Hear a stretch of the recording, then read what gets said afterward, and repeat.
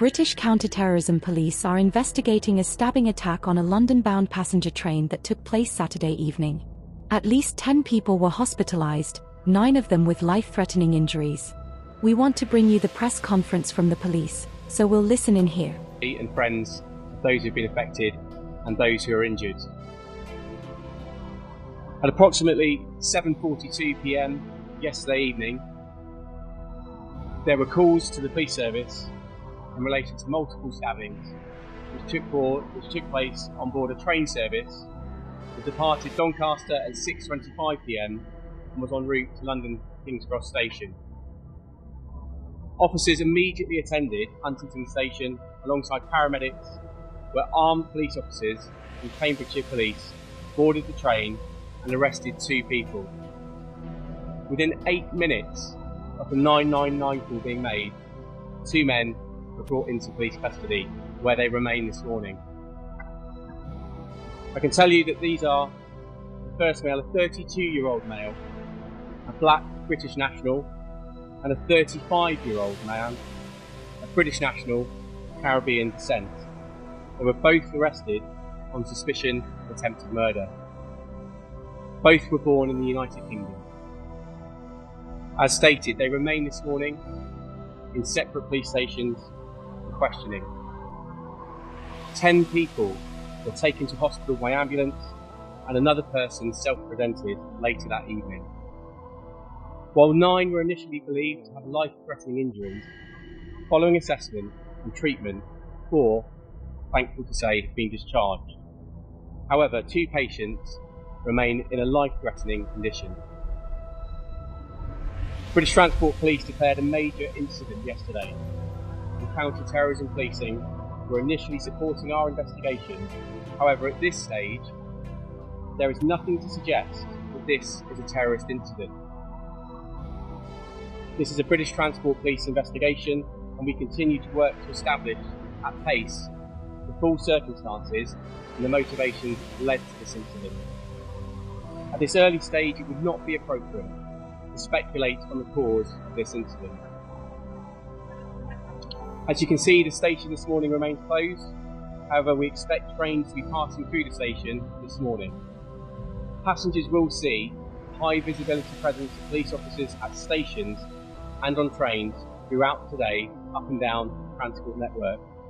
Our officers are there to reassure the public and to address any concerns they may have. I'd like to thank the public personally for their patience and their cooperation.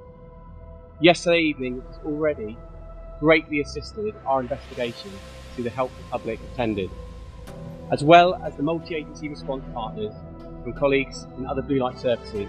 I'd like to extend my thanks to our colleagues within Cambridgeshire Police, the East of England Ambulance Service, Cambridgeshire Fire and Rescue Service, and Counter-terrorism Policing.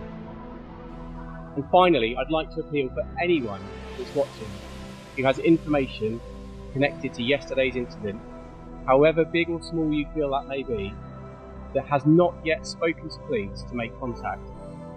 You can do so by texting the British Transport Police on 61016, that's 61016, quoting reference 663 of the 1st of November 2025.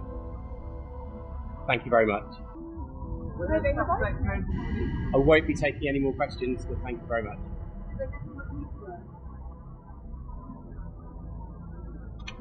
I really appreciate you bringing us the latest there.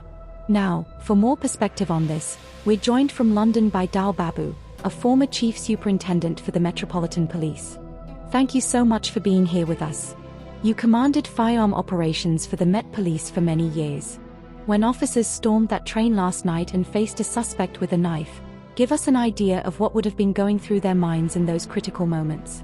I think this is what we were expecting, the British police to very quickly try to tamp down any speculation, if it was wrongful, about connections to possibility of terrorism. And also, as we've seen them do many times in attacks over the past year and a half, through lessons learned, that they announced very clearly there the details of the people that they arrested. One 32-year-old man whom the officer described as being black, a British national, the other a 35-year-old British national descent of Caribbean descent. He said both born in the UK. That's really become a sort of an MO of the police to put a stamp on this and say this is who we believe the alleged attackers are. So stop speculating about who they are. That's very clear. And also very clearly saying, although the counter-terrorism police were involved at an early stage, saying that there's no indication at this point to indicate that this is counter-terrorism related. But the short nature of the press conference there, the details only, the no questions, I think again is an effort to just sort of provide some information, not get into the realm of speculation, because the police they're not giving yet an indication of why these two men, or one of these two men, actually perpetrated this attack. Interesting, he said that both men were held at different police stations. That also sort of standard procedure to make sure that there's no way that the two people who are now being questioned can share and swap stories. So sort of two tracks of investigation going on independently into their accounts of what happened and what additional details the police may learn from their social media backgrounds, their events through the day prior to the attack, all of those things. But it was quite a short press conference, only a few details, and of course, as you say, a recap now on the number of casualties. Initially 10 injured reported, 9 reported with life-threatening injuries. 4 people, he said, now been, thankfully, he said, discharged from hospital, and only 2 remaining in life-threatening condition, very serious in of itself, of course. Yeah. And counter-terrorism police are involved with this investigation. What does that tell us about what they are looking at this stage of the investigation? And we certainly don't want to speculate. The police are scheduled to give an update in the coming hour, and we'll bring that to our viewers when it happens. In the meantime, I want to broaden this out a little bit more.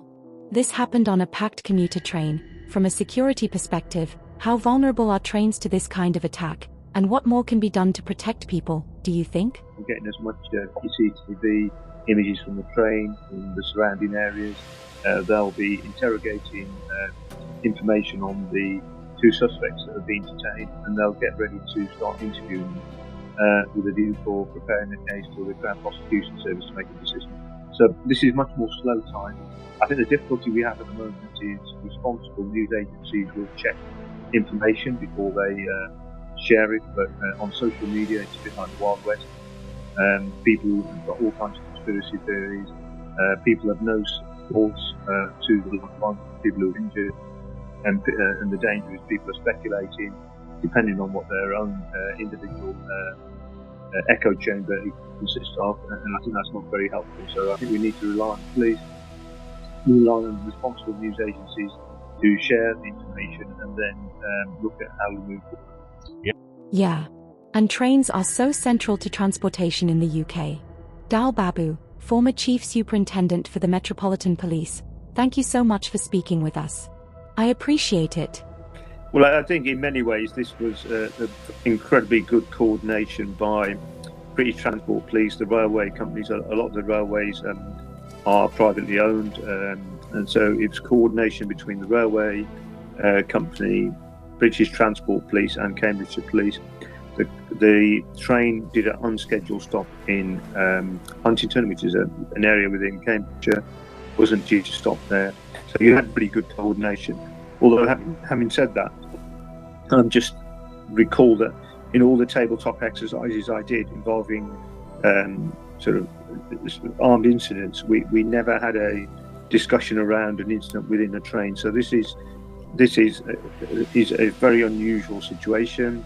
There's a huge amount of interest in the UK around this from the Prime Minister, the Home Secretary, and most of us who travel on trains will be worried around how something like this could happen.